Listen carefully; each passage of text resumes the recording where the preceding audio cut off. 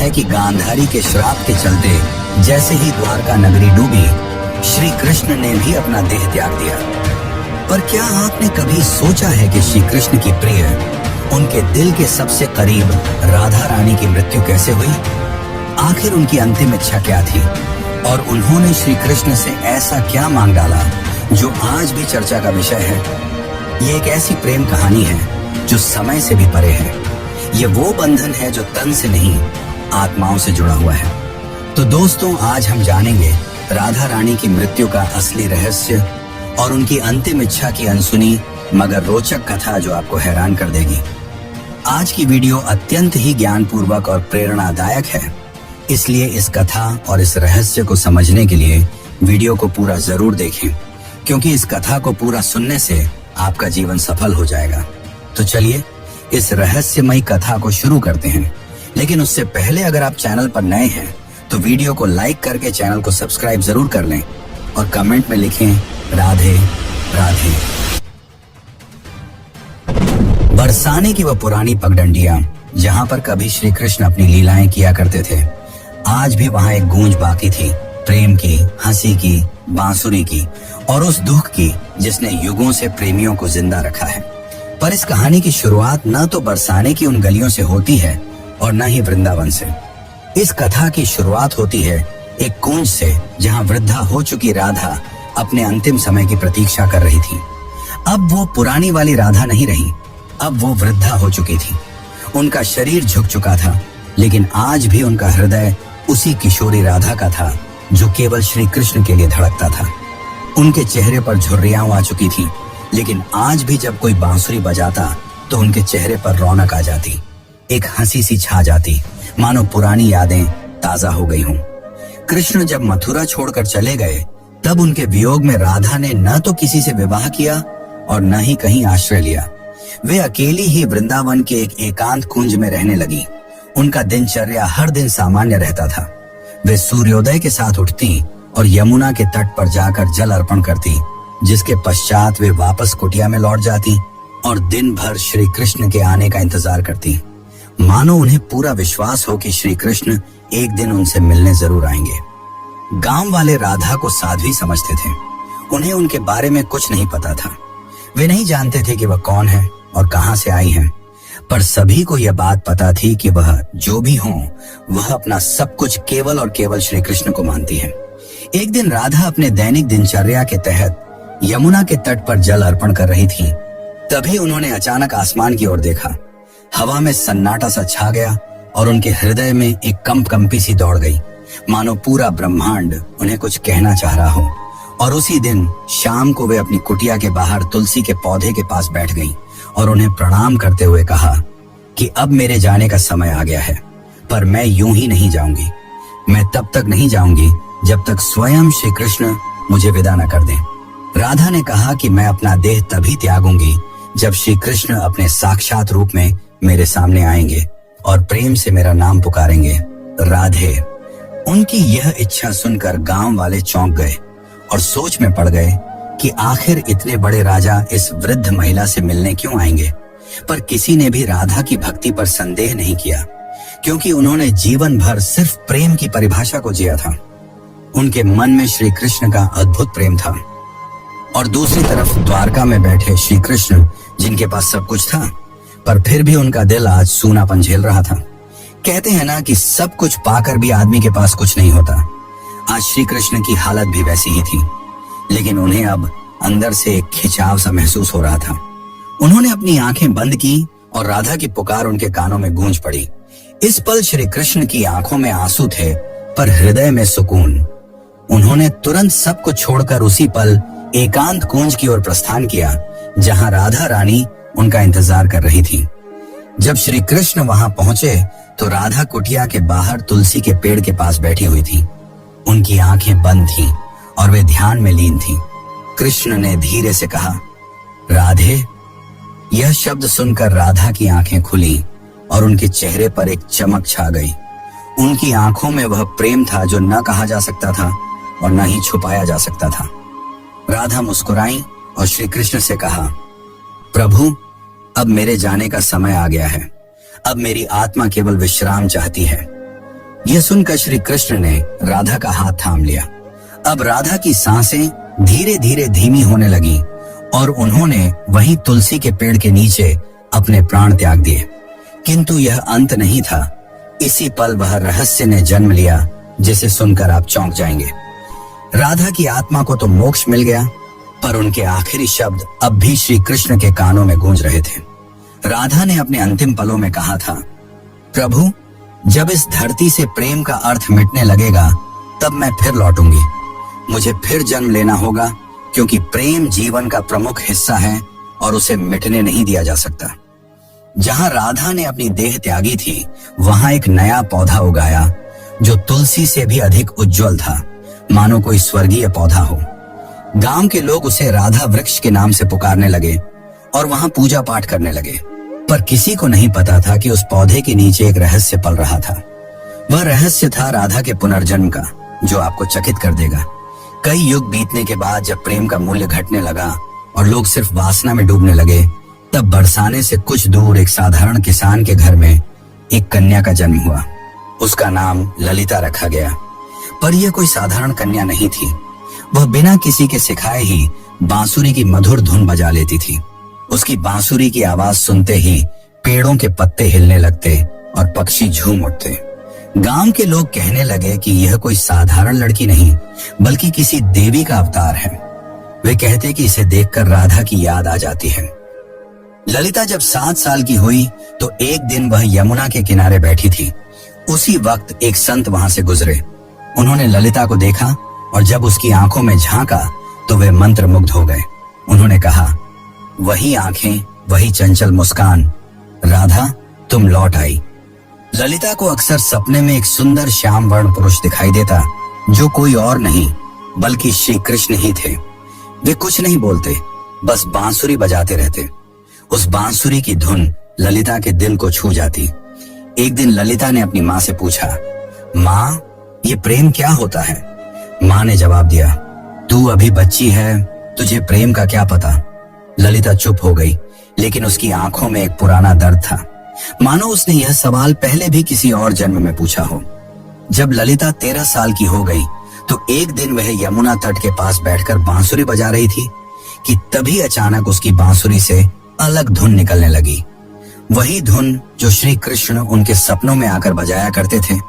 अचानक वहां की जमीन थोड़ी सी फटी और एक मूर्ति सी दिखाई दी। ललिता ने उस मूर्ति को निकाला। वह मूर्ति एक स्त्री की थी जिसने बांसुरी पकड़ी हुई थी। जैसे ही ललिता ने उस मूर्ति को अपने हाथ में उठाया, उस मूर्ति से एक दिव्य आवाज निकली जिसने कहा, तुम लौट आई राधे। ललिता चौंक गई। आखिर यह कौन थी और क्यों उसका नाम राधे पुकारा जा रहा था? तो चलिए जानते अब आगे की कथा, जो और भी रोमांचक और रहस्यमयी है। लेकिन उससे पहले अगर वीडियो अच्छी लग रही हो तो इसे लाइक करके कमेंट में राधे कृष्ण जरूर लिखें। उस दिन के बाद ललिता का व्यवहार बदलता जा रहा था। अब वह गहराइयों में सोचने लगी थी। वो जानना चाहती थी कि वह कौन है और उसका जन्म क्यों हुआ है। आखिर क्यों उसे प्रेम और कृष्ण जैसे शब्द इतना आकर्षित करते हैं। उसी दौरान एक संत हिमालय से कई वर्षों की तपस्या कर बरसाने लौट रहे थे। जब उन्होंने ललिता को देखा तो वे स्तंभ रह गए। वह बोले, युगों पहले मैंने यही आंखें राधा की देखी थी। कन्या, तुम इस युग की नहीं हो, तुम्हारा जन्म किसी उद्देश्य से हुआ है। ललिता ने पूछा, कौन सा उद्देश्य? तब उस तपस्वी संत ने अपनी आंखें बंद कर जवाब दिया, अभी के युग में प्रेम केवल एक शब्द बनकर रह गया है। तुम्हें उसे फिर से जीवन बनाना है। अब बरसाने की गलियों में एक नई कथा जन्म लेने वाली थी। दरअसल यह कथा नई नहीं बल्कि पुरानी थी, राधा के पुनर्जन्म की कथा। अब ललिता किशोर अवस्था में पहुंच चुकी थी। अब उनके मन में विचित्र सी बेचैनी थी, मानो कोई उन्हें पुकार रहा हो। रातों में ललिता यमुना के तट पर अकेले बैठती और उस अज्ञात पुरुष की कल्पना करती जो उन्हें सपनों में दिखाई दिया करते थे। एक दिन ललिता ने अपनी माँ से पूछा, माँ, क्या प्रेम बिना कहे भी हो सकता है? तब उनकी माँ ने जवाब दिया, बेटी, सच्चा प्रेम तो वही होता है जो कुछ कहे बिना ही हो जाए। पर ललिता तो कुछ और ही सोच रही थी। उसका हृदय उस व्यक्ति के लिए धड़क रहा था जिससे वो कभी मिली भी नहीं थी। एक दिन उस स्वामी ने ललिता को अपने आश्रम में बुलाया और कहा, राधे, अब समय आ गया है। कृष्ण इस युग में जन्म ले चुके हैं, पर इस युग में उन्होंने एक ब्राह्मण के रूप में जन्म लिया है और तुम्हें उन्हें ढूंढना पड़ेगा। यह सुनकर ललिता खुशी के मारे झूमने लगी, क्योंकि जिस पल का उसे इंतजार था वो आने वाला था। पर एक समस्या थी, ललिता श्री कृष्ण को पहचानेंगी कैसे? तब उस संत ने कहा, जब वे तुम्हारे सामने आएंगे तो तुम खुद ही उसे पहचान लोगी। पर ध्यान रखना, इस बार परीक्षा और भी ज्यादा कठिन होगी, क्योंकि अब युग बदल चुका है। अब तुम्हारा प्रेम व्यक्तिगत नहीं रहा, बल्कि अब तुम्हें लोगों और समाज का सामना करते हुए पूरे संसार को प्रेम का अर्थ समझाना होगा। अब श्री कृष्ण पुनर्जन्म ले चुके थे और एक नव युवक साधु के रूप में थे, जिनका नाम अनंतानंद था, जो लोगों को उपदेश दिया करते थे। पर कोई नहीं जानता था कि असल में अनंतानंद हैं कौन। वे जब प्रवचन देते तो प्रेम की ऐसी वाणी बोलते कि लोग रो पड़ते थे। वे कहते थे, प्रेम केवल शरीर का नहीं बल्कि आत्मा का संबंध है। प्रेम का अर्थ ही है त्याग और समर्पण। पर अंदर से वे भी अधूरा सा महसूस करते थे। वे भी हर रात यमुना के तट पर जाकर बैठ जाते और उस अज्ञात स्त्री के स्वप्न में खो जाते। अब एक दिन संत के आदेशानुसार ललिता अपने माता पिता को प्रणाम कर अकेले ही अपने उस अज्ञात प्रेम की तलाश में निकल पड़ी। उनके हाथ में केवल एक छोटी सी बांसुरी थी और मन में दृढ़ निश्चय। वे गांव गांव घूमती, कभी कथा सुनती तो कभी कई साधुओं से मिलती, इस उम्मीद में कि उसे उसका प्रेम मिल जाए। पर किसी साधु में वह तेज नहीं था जिसकी तलाश ललिता को थी। एक दिन उसे एक वृद्ध महिला मिली, जिसने उससे पूछा, बेटी, तुम इधर उधर क्यों भटक रही हो? तब ललिता ने कहा, मुझे किसी की तलाश है। उस वृद्ध महिला ने ललिता में राधा सा तेज देखा और उसे सुझाव दिया, बेटी, तुम अपनी यह बांसुरी बजाओ। जो तुम्हारे लिए बना होगा वह स्वयं ही धुन सुनकर तुम्हारे पास खींचा चला आएगा। जिसके पश्चात ललिता ने ऊंची पहाड़ी पर चढ़कर अपनी बांसुरी बजाई और ठीक उसी पल उससे कई मील दूर अनंतानंद की आंखें भर आईं। ललिता अब तक 8 गांव पार कर चुकी थी। हर गांव में वह अपनी बांसुरी बजाती, मगर अब तक उसे वह नहीं मिल पाया था जिसकी उसे तलाश थी। ललिता को अनंतानंद के आसपास होने का एहसास होता, मगर वह उसे ढूंढ नहीं पा रही थी। अब वह थक चुकी थी, जिसके बाद उसने प्रण लिया कि यदि अगली पूर्णिमा की रात तक उसे वह नहीं मिला तो वह यमुना में कूदकर अपनी जान दे देगी। उस दिन आखिरी बार ललिता ने बांसुरी बजाई। उसकी धुन वैसी ही थी जो किसी को अंदर तक भिगो दे। उसी पल हिमालय में बैठे अनंतानंद को वह ध्वनि सुनाई दी। उसे वह ध्वनि काफी प्रभावी लगी, मानो उसने कई वर्षों बाद वही ध्वनि सुनी हो जो उसे पुकार रही हो। अनंतानंद ने तुरंत ही हिमालय छोड़ दिया। ठीक उसी रात ललिता को फिर से स्वप्न आया, पर इस बार स्वप्न काफी अलग था। इस बार श्री कृष्ण और राधा यमुना के तट पर बैठे थे और राधा श्री कृष्ण से पूछ रही थी, प्रभु, क्या इस बार भी मेरी प्रेम कहानी अधूरी रह जाएगी? कृष्ण ने कहा, नहीं राधे, इस बार संसार को तुम्हारे प्रेम की पूर्णता दिखाई देगी। इतना कहते ही ललिता का स्वप्न टूट गया। ललिता के मन में एक नई उम्मीद जाग उठी थी। अब वह उस जगह पहुंची जहां अनंतानंद पहुंचने वाले थे, वृंदाधाम। ये कोई आम स्थान नहीं थी। कहते हैं कि इसी स्थान पर राधा ने कृष्ण को आखिरी बार देखा था और एक शिला को छूकर प्रण लिया था कि जब तक उसकी प्रेम कहानी पूर्ण नहीं हो जाती वह लौटती रहेगी। उस समय वृंदाधाम में एक कथा हो रही थी और उस कथा के वाचक कोई और नहीं बल्कि स्वयं अनंतानंद थे। ललिता बहुत दूर खड़ी थी और उनके चेहरे को भी नहीं पहचानती थी, परंतु उनकी वाणी में कुछ ऐसा था जिसने उसके हृदय को प्रभावित कर दिया। उस दिन अनंतानंद प्रेम की परिभाषा समझा रहे थे। प्रेम वह नहीं जो आपके पास होता है और आपके साथ जीता है। प्रेम तो वह है जो दूर होकर भी पास होता है। वे यह सब बता ही रहे थे कि उनकी आंखें ललिता से टकराईं। दोनों एक पल के लिए स्तंभ रह गए, मानो पूरी दुनिया ही रुक गई हो। अनंतानंद ने तुरंत ही प्रवचन छोड़ दिया और ललिता के पास दौड़े चले आए। तब ललिता ने अनंतानंद से धीरे से पूछा, क्या आज भी आपको मेरी आवाज सुनाई देती है? अनंतानंद ने उसकी आंखों में देखा और प्रेम से कहा, राधे, तुम आ गई। पल काफी मनमोहक था। पूरा संसार थमा हुआ था, लेकिन यह अंत नहीं था। असली कहानी तो अब शुरू होने वाली थी।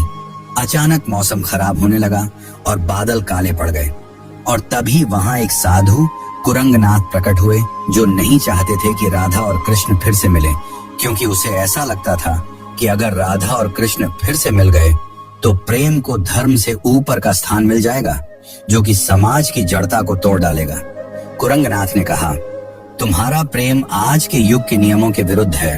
आज का समाज न तो इस प्रेम को समझेगा और न ही सहन कर पाएगा। तब अनंतानंद ने कहा, प्रेम समाज का मिलन नहीं बल्कि दो आत्माओं का मिलन है। तब कुरंगनाथ ने कहा, तो फिर अब तैयार हो जाओ अंतिम परीक्षा के लिए। कुरंगनाथ ने कहा कि यदि तुम्हारा प्रेम सच्चा है तो अगली पूर्णिमा की रात तक ललिता अपनी आंखों पर पट्टी बांध लेगी और वह बिना देखे और बिना सुने तुम्हें ढूंढ निकालेगी। यदि वह इसमें असफल हो जाती है तो दोनों को फिर से युगों युगों के लिए बिछड़ना होगा। अनंतानंद यह सुनकर मौन रह गए, पर ललिता ने बड़े ही प्रेम पूर्वक और शक्ति से कहा, मुझे आपकी यह शर्त मंजूर है। पूर्णिमा की रात पास आ रही थी। यह परीक्षा ललिता के लिए केवल एक शर्त नहीं थी बल्कि उसके प्रेम और संयम की लड़ाई थी। वह खुद भी यह जानना चाहती थी कि क्या बिना देखे सिर्फ मन और आत्मा से प्रेम किया जा सकता है या नहीं। अब उसने अपने नेत्रों पर पट्टी बांध ली और कसम खाई कि वह अब किसी को नहीं देखेगी जब तक उसकी आत्मा उसे स्वयं श्री कृष्ण को न दिखा दे। लोगों ने जब उसे ऐसा करते देखा तो वे उसका मजाक उड़ाने लगे कि आजकल की कन्याओं को तो सिर्फ नाटक करना आता है। लेकिन कुछ ऐसे भी थे जिन्होंने उसके इस प्रयास की तारीफ की और उसे हिम्मत दी और बोले, हे राधे, तुम इस युग में जरूर प्रेम को जीत दिलाओगी। उधर दूसरी ओर अनंतानंद एक सुनसान गुफा में ध्यान मग्न बैठे थे। वे केवल एक ही शब्द दोहरा रहे थे, राधे। वे न कुछ खा रहे थे न पी रहे थे। उनके शिष्य इस दृश्य को देखकर घबरा गए और बोले, गुरुदेव, यदि ऐसे ही चलता रहा तो आप जीवित नहीं बचेंगे। तब अनंतानंद ने मुस्कुराते हुए उत्तर दिया, मेरे प्राण तो केवल राधे में बसते हैं। इतना कहकर उन्होंने अपने शिष्यों को आदेश दिया कि यदि ललिता उनके बारे में पूछे तो उसे न उनका चेहरा बताया जाए न ही उस स्थान का पता दिया जाए जहां वे ध्यान कर रहे हैं। वे भी जानना चाहते थे कि क्या इस युग में भी राधा केवल अपनी आत्मा की पुकार से उन्हें ढूंढ पाएगी। इधर ललिता अपनी आंखों पर पट्टी बांधे गांव-गांव भटक रही थी। वह अनेक साधुओं से मिलती और पूछती, क्या आप अनंतानंद हैं? पर उसे कुछ हासिल नहीं हो रहा था। कुछ साधुओं ने तो यहाँ तक झूठ बोलने की कोशिश की कि मैं ही अनंतानंद हूँ, पर ललिता का हृदय उन्हें पहचान जाता। उनकी आवाज में वह माधुर्य नहीं था, न ही वह तेज था जो केवल आत्मा से पहचाना जा सकता था। एक बार एक साधु उनके पास आया जिसमें गजब का तेज था और जिसकी वाणी अत्यंत मधुर थी। उसने ललिता से कहा, मैं ही अनंतानंद हूँ। यह सुनकर ललिता एक पल के लिए डगमगा गई, पर तुरंत ही उसे एहसास हो गया और उसने उस साधु से कहा, आप में तेज तो काफी है, पर आप वह आत्मा नहीं है जिसकी मुझे तलाश है। उसी क्षण उस साधु ने अपना भेष बदल लिया। दरअसल वह कुरंगनाथ ही था जिसने भ्रम फैलाने के लिए ऐसा किया था। अब कुरंगनाथ ने क्रोध में कहा, तू अब तक नहीं टूटी? आखिर किस प्रेम की बात करती है तू? इतना सुनकर ललिता ने कहा, मेरा प्रेम इस युग के बंधनों से मुक्त है जिसे शब्दों में समझाना असंभव है। इतना सुनकर कुरंगनाथ वहां से चला गया। अब ललिता उस गुफा के पास पहुंच चुकी थी जहां अनंतानंद ध्यान मग्न थे। ललिता धीरे धीरे गुफा के अंदर गई और अंत में उसे वहां किसी के होने का आभास हुआ जिससे दिव्य तेज निकल रहा था। ललिता ने उन्हें पहचान लिया और उनके पास जाकर अपनी बांसुरी उनके पैरों में रख दी और कहा, मैं आपको देख नहीं सकती, पर मेरा हृदय काफी जोर से धड़क रहा है। क्या आप वही हैं जिनकी मुझे तलाश है? अनंतानंद ने बांसुरी उठाई और उसे बजाया, वही धुन जो ललिता को यमुना तट और अपने सपनों में सुनाई देती थी। फिर अनंतानंद ने उसकी पट्टी खोली और कहा, राधे, इस बार भी तुमने मुझे तन से नहीं, केवल अपने मन और आत्मा से पहचान लिया। वे दोनों रो पड़े। उनकी आंखों में कई सालों की थकान थी जो अब मिट रही थी। तभी वहां एक साधु आए और उन्होंने कहा, राधा और कृष्ण, तुम्हारा प्रेम संपूर्ण तभी माना जाएगा जब यह समाज इसे स्वीकार करेगा। जब इस समाज के सामने तुम्हारा प्रेम सत्य और पवित्र सिद्ध हो जाएगा, तभी तुम्हारा मिलन सफल होगा। राधा ने कहा, प्रेम तो किसी समाज के बंधन से मुक्त होता है उसे किसी के प्रमाण की जरूरत नहीं। लेकिन तभी अनंतानंद ने उसे समझाते हुए कहा, राधे, अब युग बदल गया है। अब यह समाज प्रेम की परिभाषा भूल चुका है। इतना कहकर अनंतानंद ने उस साधु से पूछा, आप ही बताइए कि हमें क्या करना होगा। उस साधु ने कहा, तुम्हें इस राज्य की राजसभा में सभी के सामने अपने प्रेम को स्वीकारना होगा। तुम्हें वहां राजा, पंडित और प्रजा सभी को यह बतलाना होगा कि एक ब्रह्मचर्य साधु और एक साध्वी भी प्रेम के बंधन में बंध कर धर्म के मार्ग पर चल सकते हैं। अगले दिन वे दोनों राजसभा में उपस्थित हुए। राजा ने कहा, हम यह क्या सुन रहे हैं कि एक साधु ने ब्रह्मचर्य को तोड़ा है। इतना सुनकर अनंतानंद ने उत्तर दिया, महाराज, मैंने कोई नियम नहीं तोड़ा, मैंने तो केवल अपने प्रेम को अपनाया है। तब अनंतानंद ने प्रेम को समझाते हुए कहा, प्रेम कोई काम वासना नहीं है, प्रेम तो आत्मा का मिलन है। जब आज से कई युग पहले राधा और कृष्ण ने प्रेम किया था, तब भी समाज ने यही कहा था, और जब वे जीवन भर समाज के कारण एक दूसरे से अलग रहे, फिर भी समाज चुप रहा। इतना कहते ही ललिता भी आगे बढ़कर बोली, मैंने केवल इन्हें तन से नहीं चाहा, बल्कि मन से भी चाहा है, और अपने प्रेम को साबित करने के लिए मैंने कड़ी परीक्षा भी दी है। और इसी दौरान ललिता ने कुरंगनाथ की वह कठिन परीक्षा के बारे में सबको बताया। इतना सुनकर राजा और सभा मौन रह गए। को राजा के फैसले का इंतजार था। राजा ने कहा, जब मैं छोटा था तब मेरी माँ मुझे राधा और कृष्ण की अमर प्रेम कहानी सुनाया करती थी, और जब मैं उनसे पूछता कि आखिर उन्होंने विवाह क्यों नहीं किया, तो मेरी माता चुप रह जाती। आज जाकर मुझे यह बात समझ में आ रही है कि विवाह तो समाज का नियम है, पर प्रेम आत्मा का। इसीलिए मैं इस प्रेम को स्वीकार करता हूँ। तब से प्रेम की एक नई परिभाषा लिखी गई, और कई युगों पश्चात राधा और कृष्ण का मिलन फिर से संपूर्ण रूप से हो पाया। दोस्तों, अब हमारी कथा यहीं पर समाप्त होती है, लेकिन अगर आपको यह कथा अच्छी लगी हो तो कृपया करके वीडियो को लाइक करें और चैनल को सब्सक्राइब कर लें। यह आपके लिए तो एक पल का काम है, पर इससे हमारी काफी मदद हो जाती है। धन्यवाद।